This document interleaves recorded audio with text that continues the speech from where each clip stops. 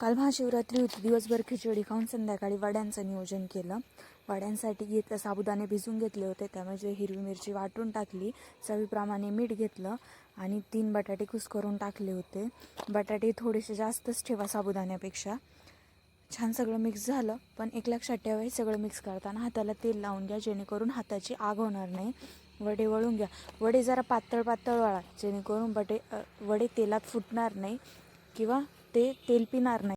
मिरच्या झाऱ्यात ठेवून त्याच्यावरती झाकण टाकून तो झारा तेलात ठेवा. मिरच्या छान तळतील आणि फुटून अंगावरती उडणार पण नाही. आपले जे वडे तयार केले ते सोडून घ्या आणि मीडियम आचेवरती ते तळून घ्या. ते छान कुरकुरीत तळले जातील. वडे तळत तोपर्यंत चॅनलला सबस्क्राईब करून घ्या. हे वडे तुम्ही शेंगदाण्याच्या बेसनासोबत किंवा दह्यासोबत सर्व करू शकता. चला, व्हिडिओला लाईक, शेअर आणि सबस्क्राईब करा.